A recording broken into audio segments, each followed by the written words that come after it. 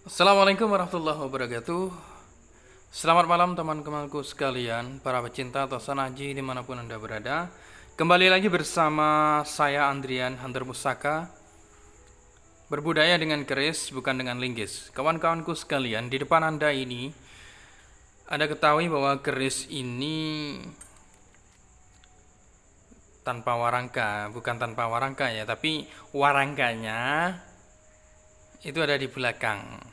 Ada di belakang. Jadi tadi ada kira-kira ada 20 warangka. Jadi saya bingung nyari warangkanya ini.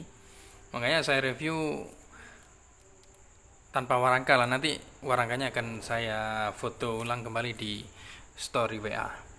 Kawan-kawanku sekalian, ini adalah keris, di mana keris ini berpamor Atek Wengkon, juga disebut Tejo Kinurung.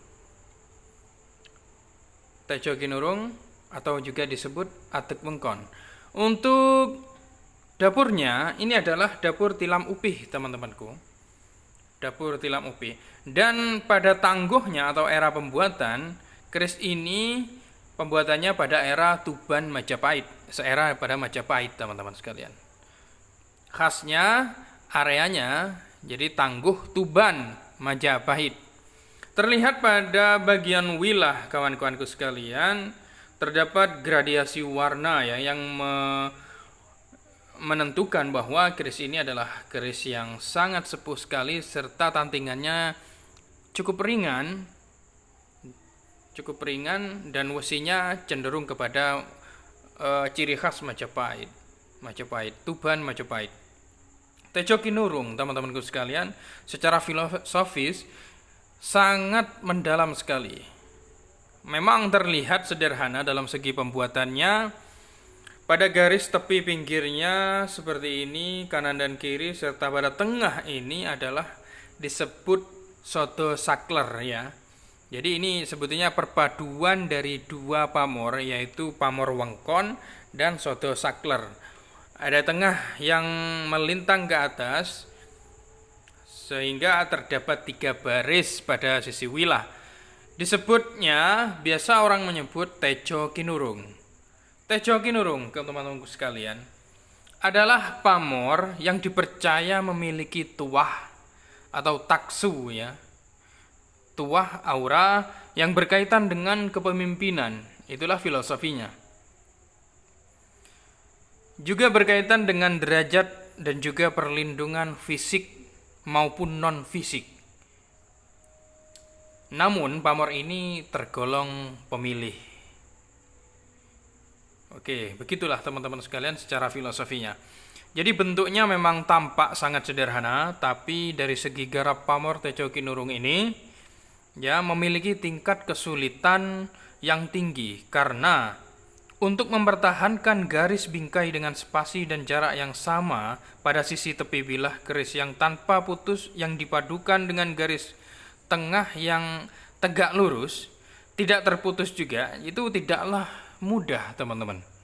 Tidaklah mudah. Jadi hanya empu berpengalaman saja yang bisa membuatnya, karena Tejo Kinurung termasuk jenis pamor rekan ya, yang memiliki tingkat kesulitan tinggi dalam pembuatannya. Pamor rekan adalah pamor yang direncanakan. Jadi pamor yang berbentuk garis lurus di tengah dan keris melambangkan yang membujur tengah ini, teman-teman. Garis lurus tengah ini melambangkan pertumbuhan karir dan pangkat. Ya. Pangkat dan jabatan agar pemiliknya bisa meraih cita-cita yang diinginkan. Pamor Atek juga memiliki makna agar pemiliknya dapat menempuh jalan yang lurus, serta memiliki keteguhan hati dalam menempuh segala kehidupannya. Sedangkan di bingkai ini, pamor bingkai pada sisi kanan dan kiri ini, dari sisi wilah pinggirnya ini, teman-teman, itu merupakan perlambangan dari perlindungan, lambang dari perlindungan. Jadi diharapkan agar pemilik keris ini, pemilik keris berpamor Tejo Kinurung ini senantiasa mendapatkan perlindungan dari Sang Maha Kuasa, Allah Subhanahu wa taala. Keris dengan pamor Tejo Kinurung ini, teman-teman sekalian, juga dipercaya memiliki tuah untuk melanggengkan jabatan atau kekuasaan. Garis atek di tengah bilah melambangkan jabatan atau pangkat yang semakin tinggi. Sedangkan pamor wengkonnya di tepi bilah melambangkan sebuah perlindungan.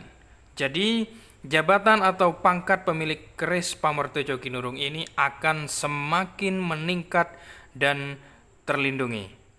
Dan juga dipercaya dapat melindungi pemiliknya dari mara bahaya, baik bersifat fisik maupun non-fisik. Non-fisik di sini adalah secara gaib, teman-teman, seperti halnya tenung, ya, ilmu sihir, santet dan lain sebagainya. Tejo artinya cahaya dan Kinurung artinya terkurung. Jadi, arti dari Tejo Kinurung ini adalah cahaya yang terkurung atau cahaya yang terlindungi.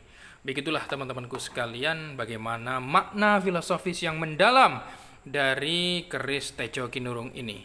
Semoga menjadikan tambahnya dari khazanah ilmu perkerisan di Nusantara ini serta filosofinya. Keris ini Tuban Mojopahit kira-kira abad ke-15, teman-teman sekalian. Sangat wingit sekali serta mempunyai aura-aura yang sangat positif dan kuat, powerful sekali. Terima kasih yang sudah menyimak.